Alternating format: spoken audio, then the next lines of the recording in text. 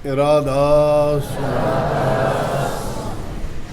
दुनिया में सबसे बड़ा आश्चर्य यही है कि रोज़ाना हम अपने साथ के लोगों को बिछड़ते हुए देखते हैं। कोई उम्र का या ये नहीं देखते कि भाई ये अकेला था, घर परिवार में और लोग भी थे, इनकी कोई मजबूरी होगी। हम सोचते हैं ये बात, लेकिन ये जीव तो संसार में अकेला आता है, इसका कोई संबंध किसी से है नहीं। संबंध या तो यहाँ आके बना लेता है या पिछले जन्मों के कोई संस्कार और कर्म का कर्ज है वो लेके आता है। लेकिन आँखों से रोज़ाना देखते हैं, बिछड़ते हैं। बाकी जो लोग रहते हैं वो नहीं सोचते कि हमने भी इसी रास्ते जाना है।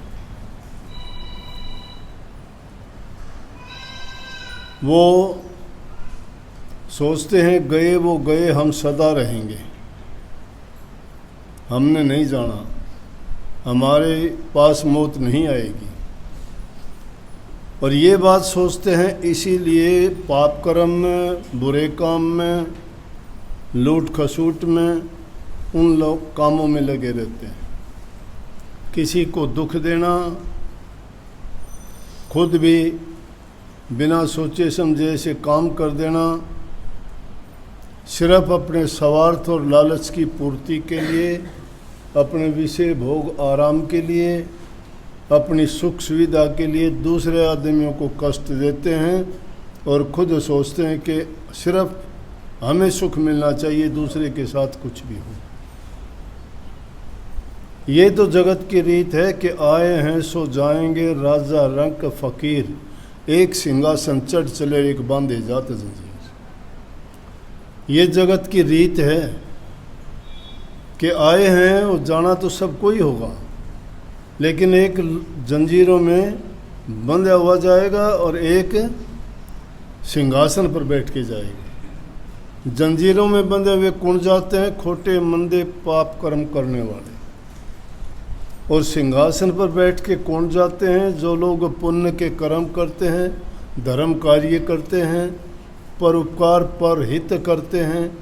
और सबसे ऊंचा पद तो वो लोग पाते हैं जो अपनी रूह के लिए, अपनी आत्मा के लिए शुभ और नेक कर्म करते हैं, किसी को कष्ट नहीं देते। वो सिंहासनों पे जाके बैठते हैं और सिंहासन पे बैठ के जाते हैं, उनको कष्ट और दुख नहीं होता।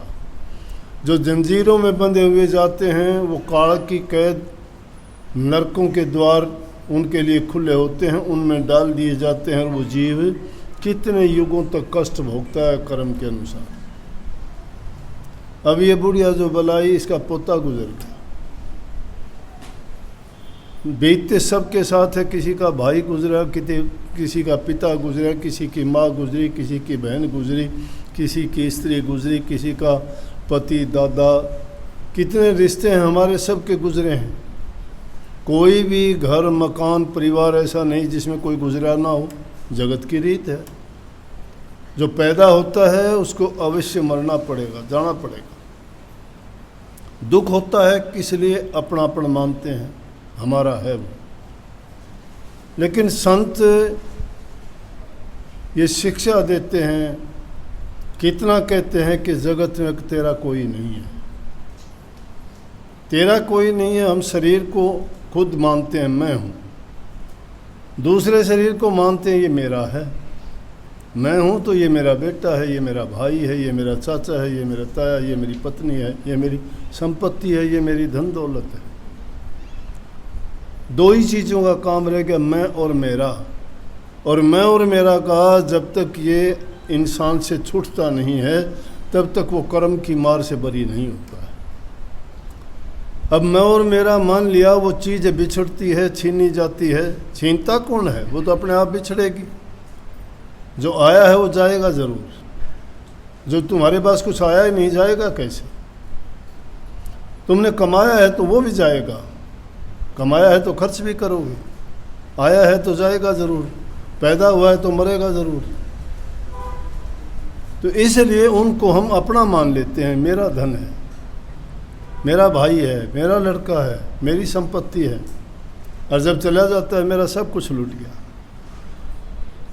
अब वो रोना धोना बाकी रह जाता है। अगर उस चीज़ में संतों की शिक्षा, महापुरुषों ने शिक्षा दी है कि इस संसार को तुम्हारा तन दे दो, तुम्हारा धन भी दे दो, लेकिन तुम्हारा मन ना दो किसी को। तन और धन दे दो, कुछ नहीं दिया। मन अगर दे दिया तो समझो लुट गए। तो मन जिसको दे दोगे, मन को कोई संभाल के नहीं रखता, किसी न किसी रूप में कष्ट देगा वो। और शास्त्रों में जो बताई गई बात इस जीव के कल्याण की, कि तन मिला है तो तन से सेवा करो, मन से प्रभु के नाम का सुमरण करो, अगर धन है तो दान पुण्य, भूखे गरीब की मदद करो। ये त्रिविध कल्याण है। तन पवित्र सेवा किए, धन पवित्र किए दान, मन पवित्र हरि सुमिरन से त्रिविध हो कल्याण। बड़ी अच्छी मिसाल है पत्ते की। पात झरनता यूं कहे सुनो तरवर बन राय, अब के बिछड़े ना मिले फेर में दूर पड़ेंगे जाए। पेड़ कितने फूल पत्तियों से सजा हुआ होता है, लेकिन पक जाता है, टाइम आता है, पीला पड़ जाता है, पेड़ से छूट जाता है। बहुत दिन पेड़ पे रहा था, हरा भरा था, सुंदर था, लहराता था, पेड़ की सुंदरता थी, उस खुद की सुंदरता भी थी। लेकिन वक्त के थपेड़े लगे, टाइम पूरा हुआ, जुदा होके पेड़ से चल दिया तो पत्ता बोलता है, पेड़ से कहता है। पात झरनता यूं कहे सुनो तरवर बन रहा है, अब के बिछड़े ना मिले दूर पड़ांगे जाए। कि ऐसे बिछड़ गए, पता नहीं कहाँ जाके गिरेंगे, फिर नहीं मिलेंगे। पेड़ उसको समझाता है। पेड़ कहे सुनो हमारे मीत, एक आया एक चाल सिर यही जगत की रीत। पेड़ पत्ते से कहता है कि अरे भाई पछतावा ना कर, ये तो दुनिया की रीत है, एक आता है एक जाता है।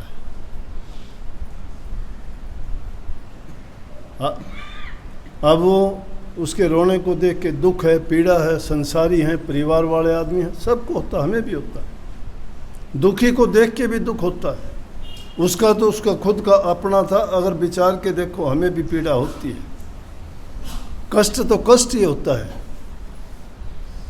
लेकिन जो ज़्यादा करता है, एक आदमी सड़क के किनारे मरा हुआ है, दुर्घटना में मर गया, तुम बराबर से गुजरते हो, लोग इकट्ठे हैं, कहते हैं कि ये एक्सीडेंट में गुजर गया, तुम देखते भी नहीं, देखते हो तो ये देखते हो कौन है, अपना तो नहीं है कोई, ना अपना नहीं है, चल देते हो, कोई परवाह नहीं। लेकिन जिसका अपना गया उसका क्या हाल होगा? वो है अपनापन, वो है किसी को अपना मन देना, वो है किसी को अपना तन देना। मन देने से दुख हुआ, मन अगर नहीं देते, इसीलिए तो साधु संत फकीर क्यों हो जाते थे, दुनिया से विरक्त और विराम क्यों ले लेते थे, वो उनसे जुदाई क्यों ले लेते थे, कि वो इस मैं मेरी के चक्कर में नहीं पड़ते। जब इंसान इस मैं मेरी के चक्कर में होता है तो उसको दुनिया में पुनः बार बार आना पड़ता है, क्योंकि जो उनसे बंधता है वो कर्म करता है, कर्म करता है तो उसका परिणाम बनता है, परिणाम बनता है तो परिणाम जरूर भोगेगा। चाहे वो कर्म कैसा भी हो, अच्छा होगा तो अच्छा भोगने के लिए आएगा। जिसने दान पुण्य नेक कर्म किए हैं तो राजा बाबू सेठ साहूकार बन के आएगा। जिन्हें खोटे मंदे कर्म किए हैं तो लूला लंगड़ा अंधा चोर चपाट बन के आएगा, अपाहिज बन के आएगा। कोई कर्जा लेने के लिए आता है, कोई देने के लिए आता है। जीव का पिंड कब छूटता है? जब प्रभु की भक्ति करता है। कितनी खुशी होती है, बच्चा होता है घर में, लड़का होता है, बच्चा जाया, खुशी हुई, खूब बजाए ढोल, मिठाइयाँ बांटी गई। लड़का होता है, बधाई बांटते हो, लड़का हुआ है, लड़का हुआ है। बेटा जाया, खुशी हुई, बहुत बजाए ढोल, एक आया एक चालसी, ज्यों कीड़ी का नाड़। कीड़ी नाड़ देखा होगा ना, कीड़ी नाड़ चलते हुए कुछ जाती हैं, कुछ आती है, कुछ जाती है। संसार का यही है। गौर करके देखा करो, कुछ कीड़ियाँ आती हैं, कुछ जाती हैं, चलती रहती है। वो ये दुनिया का सिलसिला ऐसे ही चलता रहता है। पर भागी जीव कौन है? जो संतों की शरण में चला जाता है। संतों की शरण में जो जीव चला जाता है उसको ये राज समझा देते हैं कि भाई तेरे निमित्त जो काम है, जो कर्जा है, वो चुकाने के लिए तो तुझे अपने दायित्व निभाने चाहिए, अपने कर्तव्य पूरे करने चाहिए। अपना धर्म निभाना क्या है कि पिता के रूप में तुम्हारे कर्म है, कर्ज है जिनका सिर पे, वो उतारो। जिम्मेवारी जो है उनको पूरी करो, लेकिन वो सच्चाई के साथ करो, ईमानदारी के साथ करो और नेक नीति के साथ करो। लेकिन अगर उससे ज़्यादा तुम करते हो तो समझो कि तुमने उस कर्म बढ़ाते जाते हो, और कर्म जितना बढ़ाते चले जाओगे उतना ही उसका प्रतिफल बढ़ता चला जाएगा। तो दुनिया में रहते हुए वो काम जो करना है, कर्तव्य करना, अगर काम छोड़ दिया तो फिर भी तुम कर्जदार हो किसी के, वो कर्ज चुकाना ही पड़ेगा। जन्म कितने ही लेने पड़ो, पीछा नहीं छूटेगा। इसलिए वो कर्म अभी पूरा करो। वो करते हुए साथ साथ उस कर्म को भी पूरा करते जाओ। लेकिन जो काम तुम्हारे आने वाली चीज़ है वो प्रभु के नाम का चिंतन करना, भजन करना, सुमन करना, ध्यान करना। मन से विरक्त हो जाओ। दुनिया में रहते हुए दुनिया के ना रहो। दुनिया में रहते हुए दुनिया के कैसे नहीं रहोगे? काम तुम्हारे हैं वो पूरे करते रहो। उसमें यह है कि किसी को अपना मन ना दो, किसी से चीज़ से चिपक के यूँ ना बैठो कि अगर कोई आया तो उसकी खुशी नहीं, गया तो उसका शोक नहीं। अपने गोरखनाथ जी का शब्द है कि जब बूंद ये आती है तब तो खुशी मनाते हो, और ये बूंद चली जाती है जब तो रोते हो, फिर रोष मनाते हो। लेकिन लाखों बूंदों को जब बर्बाद कर देते हो, जब आप नहीं सोचते कि मैं क्या करता हूँ। विचार इंसान को विवेकशील होना चाहिए, नहीं तो दुनिया गुरु पशु, नर पशु, त्रिया पशु, वेद पशु, संसार मानसता को जानिए, जाको विवेक विचार। जिस इंसान को विवेक विचार नहीं है, ख्याल नहीं है, जो दुनिया में यूं ही तो आए हो, पशु तुल्य जीवन बिताना है तो बिताओ। शरीर इंसान का दिखता है, कर्म तो पशु वाले करते हो, इंसान वाले कर्म नहीं करते। इंसान वाले कर्म करते तो इंसान इन कामों के लिए नहीं आया। इंसान को ये मनुष्य चोला भक्ति करने के लिए ही मिला था। एक दिन में नहीं मिला, कोटि जन्मों का भटका खाया था जब मिला था। और फिर कितने भाग्यशाली कि जिस इंसान को इंसान का शरीर मिल गया। उससे भी अच्छी बात कितनी ज्ञान इंद्री, कर्मेंद्री मिली। कितना सुंदर शरीर, हाथ पांव, आँख कान, सब काम करने वाली चीज़, सब दुरुस्त है। वो कुछ भी कर सकता है। कुछ भी करने का नतीजा देख लो। 3-4 दिन पहले लोगों की ने मशीन बनाई, चांद पे जाके बैठ गए। लोगों ने मशीन बना दी, यहाँ बैठे लाखों मील से बात करते हैं। कोई तार नहीं जुड़ा, कोई कैमरे नहीं लगे, किसी से कोई कनेक्शन नहीं। यहाँ बैठे नंबर मिलाओ, फ़ोन वहाँ करो, फोटो भी देखो और बात भी करो। जब इंसान ने इतनी वो खोज करके इन चीज़ों तक पहुँच गया, तो इसका मतलब यह है परमात्मा ने इंसान को वो दर्जा दिया है जो किसी जीव को नहीं दिया 84 लाख योनि में। और जिस दिमाग को, जिस चीज़ को वो इन चीज़ों की खोज में लगाता है, तो इस दुनिया के बनाने वाले की खोज में अगर लगा दे, क्या उसको नहीं खोज लेगा? क्या उसको नहीं खोज लेगा? क्या ढूंढ लेगा उसको? लेकिन लगाता नहीं है। संतों का ज्ञान लिखित पुस्तक उठाए फिरते हो, कोई अंजल, कोई बाइबल, कोई कुरान, कोई पुराण, कोई वेद। किसने लिख दिए? ये ऊपर से तो लिखे लिखाए आए नहीं। परमात्मा ने तो कलम उठाई नहीं कि लिख के भेजता हूँ। इंसान के रूप में, ऋषियों के रूप में, महापुरुषों के रूप में, अवतारों के रूप में जिनको भेजा, उन्होंने वो ज्ञान का संकलन करके इंसान को शिक्षा देने के लिए बताया कि इस ज्ञान को सीखो। ये फार्मूले बताए तुम्हें, नुक्ते बताए, तरीके बताए, रास्ते दिखाए कि इस रास्ते पे चल के तुम चल सकते हो। लेकिन उसके साथ में जो काल ने जुगती रची, वो नहीं चाहता कि जीव इसके देश से बाहर जाएं। उसने बराबर जो मालिक ने अच्छे रास्ते दिखाए, उसके साथ साथ प्रलोभन देने के लिए ऐसी चीज़ें बढ़ा दी कि इंसान उनकी तरफ नहीं, उनकी तरफ भागा जाता है, भटक जाता है, दुनिया की चकाचौंध में भूल जाता है।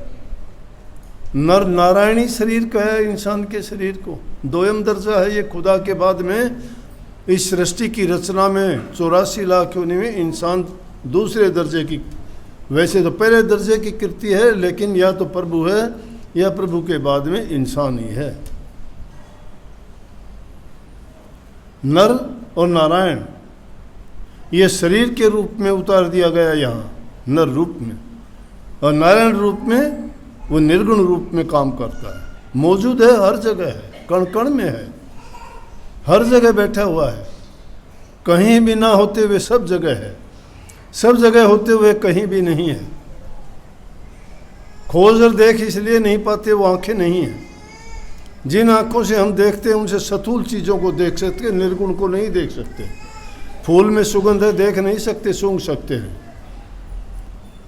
हवा को महसूस कर सकते हैं, पकड़ नहीं सकते। प्रकाश की रफ्तार को देख सकते हैं, गिनती नहीं कर सकते। ये अनुभव करने की चीज़ है, तो वो प्रभु भी अनुभव करने की चीज़ है, उसको अनुभव किया जाता है। कभी सोचते हो कि कहीं आकाश में बैठा है, कहीं पाताल में बैठा है, या कोई और कहीं गद्दी बना के बैठा, नहीं, तुम्हारे पास में। कबीर साहब की वाणी देखो, मोको कहाँ ढूंढे रे बंदे, मैं तो तेरे पास में। कहता है कि अरे बंदे तू मुझे कहाँ ढूंढता फिरता है, ना मैं किताब में हूँ, ना कुरान में हूँ, ना पुराण में हूँ, ना तीर्थ में हूँ, ना व्रत में हूँ, ना पूजा पाठ में हूँ। मैं तेरे सांसों की सांस में रमा हुआ हूँ। तू खोजने जिसको बाहर जाता है वो तेरे अंदर में बैठा हुआ है। अंदर का रास्ता सतगुरु बताता है। इसलिए सतगुरु की शरण जो जीव सच्चाई के साथ ले लेते हैं, उस मार्ग पर चल पड़ते हैं, तो उसका दीदार कर लेते हैं। वो दीदार कर ले, उसके हाथ पांव रूप रंग रेखा कुछ भी नहीं है। उसकी तो हालत क्या है, चल बिन पर सुन बिन काना, कर बिन काम कर वेदी नाना, अनन रहित सकल रस भोगी, बिन रस न बकता बड़ योगी। पैरों के बिना चलता है, हाथों के बिना काम करता है, बिना जिब्बे के बोलता है, उसको ये चीज़ कौन हो सकता है? निर्गुण। निर्गुण है वो। निर्गुण को कैसे ना देख पाओगे? रूप नहीं है, रूप रंग रेखा कुछ नहीं उसका, अरूप है, उसका कोई रूप नहीं। जैसा रूप बनाओगे वैसा बन जाएगा, लेकिन है हर जगह। खोजने वाला हम नहीं समझते उसको है कहाँ, नहीं कहते। कई बार तो तुम्हारे मन से निकल जाती है बात, भोले आदमी से भी अनजाने में निकलती है, उसको पता नहीं। किसी आदमी में कोई भीड़ पड़ती है, कोई कष्ट आता है, और उस कष्ट के वक्त में बहुत याद करता है परमात्मा। सुख में नहीं याद करते, कष्ट में याद करते हैं। जब कष्ट आता है बड़ा जोर जोर से भी बोलेगा, मन से भी बोलेगा, पल पल उसको याद करेगा, लेकिन वो बड़ा दयालु है। जब उसको कोई याद करता है, वो कहता है स्वर्ग छोड़ बैकुंठ त्याग में नंगे पैरा ध्याऊं, जहाँ जहाँ भीड़ पड़े भक्ता में दौड़ा दौड़ा आऊँ, खबर नहीं करूँ अपनी। कहता है कि मुझे जब सच्चे दिल से भगत याद करते हैं तो मैं अपनी खबर नहीं करता, जूते तक नहीं पहनता। मैं अपनी खबर अपनी बिना परवाह किए उन भक्तों के पास छिन्न में पहुँच जाता हूँ, पहुँचा है, और उनकी जाके मदद करता हूँ। हमारे साथ भी घटना होती है जीवन में, सबके साथ घटित हुई होगी। जब ज़रूरत के टाइम तुम पुकारते हो, याद करते हो, उसको बुलाते हो, उल्हाने देते हो कि तुमने उसके काम कर दिए, मेरे क्यों नहीं करता, और वो आता है।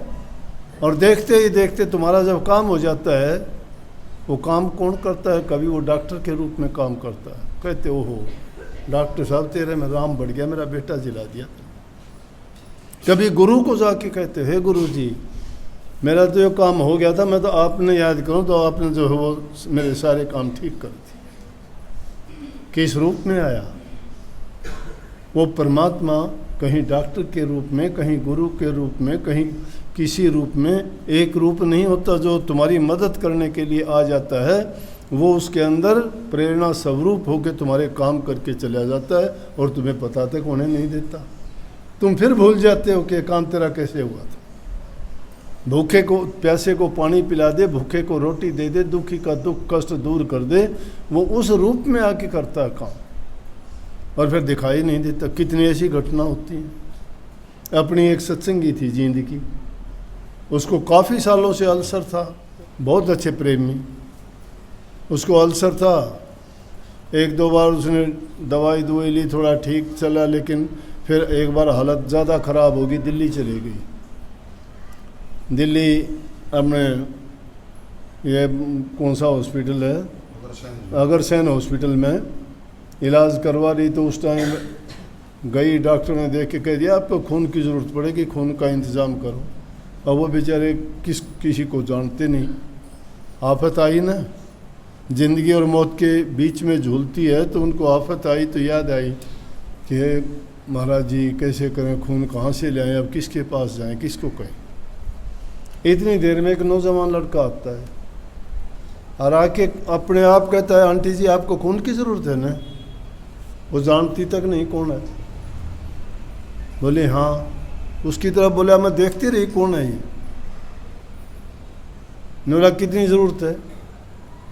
बोला अब तो 1 या 2 शीशी की ज़रूरत है। वो उसी टाइम देख के चला गया। बोला और ज़रूरत पड़े तो बता देना, दुख चिंता करने की ज़रूरत नहीं। बोला कि मैं अपना आप सारा इंतज़ाम कर दूंगा। और ये कह के चला गया, ना उसका एड्रेस, ना पता, ना कोई ठिकाना, यही नहीं ये कौन था, कौन आया उसके लिए, कौन आया उसके लिए? उसके रूप रंग रेखा थी कि नहीं थी? उसके लिए परमात्मा का रूप था कि नहीं? उसका जीवन बचाया, उसका कष्ट दूर किया कि नहीं किया? किस रूप में आता है नहीं समझ पाते। जिसका हृदय पवित्र है, जिसकी आत्मा शुद्ध है, जो रात दिन उसका सुमन चिंतन याद करता है, उसको उसके पास रहता है। जब भी सच्चे दिल से पुकारोगे तुम्हें पास में होगा। लेकिन ये दुख दर्द का जब पहाड़ टूट के पड़ता है ना, आदमी को संयम रखना चाहिए। जोर कोई नहीं चलता इस बात पर, गया वो गया, आएगा नहीं। कितना पछतावा करो, कितना रो, उसके लिए नहीं आना उसने। कौन चीज़ तुम्हारा? धैर्य रखो, शांति रखो, सब्र करना पड़ेगा। सब्र सबसे बड़ा हथियार है। दुख आए सब्र करो, परेशानी आए सब्र करो, कोई पीड़ा, कोई आग के पहाड़ टूट पड़े, सब्र करो। सब्र करोगे वक्त गुजर जाएगा, वो आफत भी टल जाएगी। समय निकलने पर आदमी को सारे काम सब ठीक होते हैं। इसलिए संयम रखना, धैर्य, शांत मन से सोचोगे। रोना धोना करोगे, कोई रोग बीमारी तकलीफ लग जाएगी। दुनिया में कोई तुम्हारा दुख बांटने वाला नहीं है।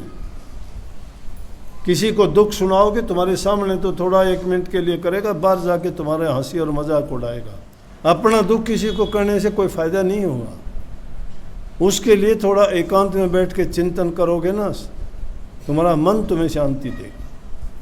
ना कोई दूसरा आदमी तुम्हें कुछ दे सकता है, या तुम्हारा शुभ और नेक कर्म किए हुए तुम्हारी सहायता और मदद करेंगे। इसलिए नाम से बढ़ के कोई ऐसी दवा नहीं है जो इस आदमी को ठीक कर सके। परमात्मा की भक्ति करने का ये राज है। इसको जो लोग समझ जाते हैं वो सच्चे मन से करते हैं। जो नहीं समझते तो रोज़ाना सत्संग में बैठो, चाहे कितने रोज़ाना सुनो, उनको कोई फ़ायदा नहीं होगा। टाइम बर्बाद करना है उन लोगों ने। जिसकी समझ में ये बात आ जाएंगी वो तो फ्री हो जाएगा, आज़ाद हो जाएगा, निर्भय हो जाएगा, निडर हो जाएगा, अभय हो जाएगा। संत अभेदान देते हैं, अभय तो होते ही नहीं हो, तुम तो रोज़ाना मरते हो, पल पल में मरते हो।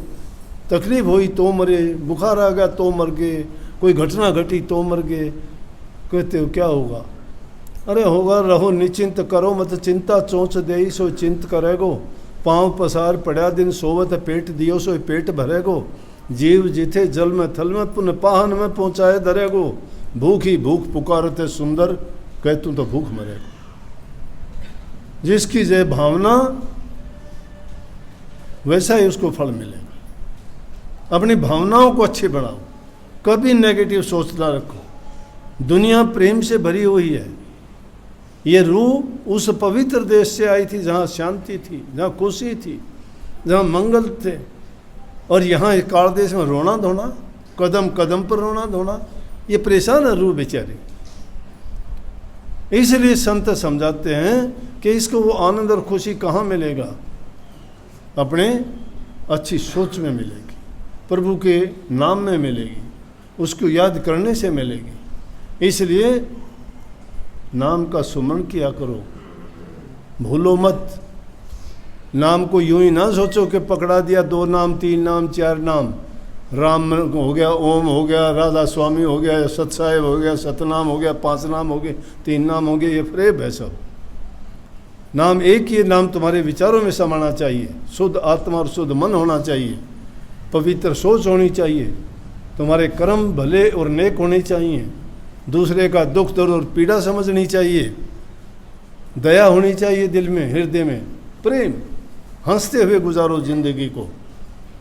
सब कुछ तुम्हारे पास है, दूसरे के पास नहीं। अपने मन के अंदर अच्छी सोच रखोगे, तुम्हारा अच्छा ही अच्छा होगा, सबका हित होगा। बहुत बहुत आशीर्वाद। राधा।